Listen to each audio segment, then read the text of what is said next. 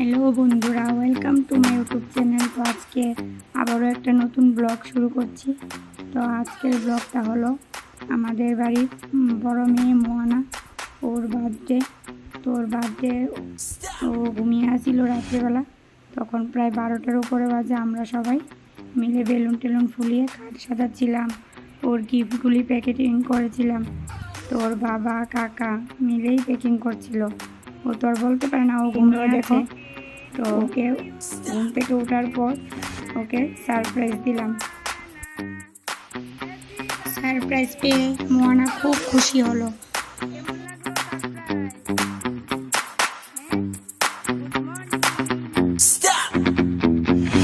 দেখো আমাদের মোয়ানার বার্থডে আজকে। মোয়ানা একটা সারপ্রাইজ দিল।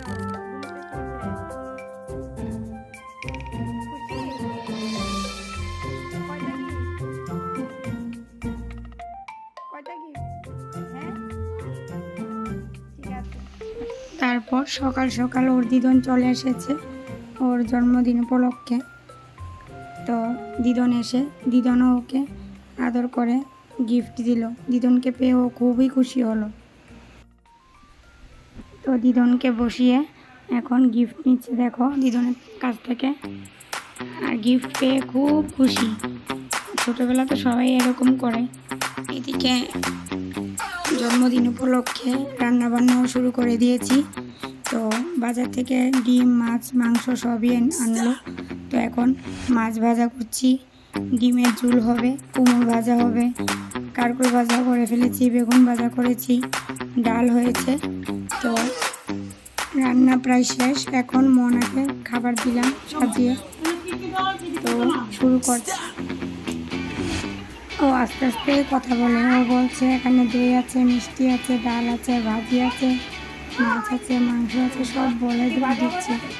ওকে যে সাজিয়ে দিয়েছে ও খুব খুশি হয়েছে। আর আমাদের হচ্ছে আজকে জন্মদিনটা আমরা পালন করছি। এটা আমার শ্বশুর বাড়িতে নিয়ম নিয়ে আমি জন্মদিনটা পালন করা হয় না। তো ছোটো, তার জন্য এই জন্মদিন উপলক্ষে ওকে আনন্দিত করার জন্য এগুলি আমরা করি। কিন্তু আমাদের যে বার্থডে কেক যে আনবে, এই কেকটাও আমার শাশুড়ি মা আগে একটু কেটে রেখেছিল। এর মধ্যে আমরা কেকের মধ্যে মোমও ধরেনি। এমনকি আমরা হ্যাপি বার্থডে উইশ যখন কেক কাটছে আমরা বলিও নি, কারণ এটা আমাদের নিয়মে নেই।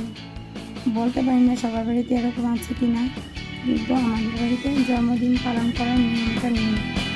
ওকে খুশি করার জন্য আমরা ওর পছন্দ মতো খাবার, কেক, বেলুন, গিফট এগুলি আমরা করে থাকি। তো আমাদের ব্লগটা দেখতে থাকো। আর অনেক কিছু আনন্দ করেছি, তো সব কিছুই তোমাদেরকে দেখাবো পরের ব্লগটাতে। তো কেমন হলো ব্লগটা কমেন্ট করে জানাবে। আর যদি আমাদের ভিডিও ভালো লাগে অবশ্যই আমাদের চ্যানেলটাকে সাবস্ক্রাইব করে দেবে। তো আজকের ব্লগটা এখানেই শেষ করছি। টাটা।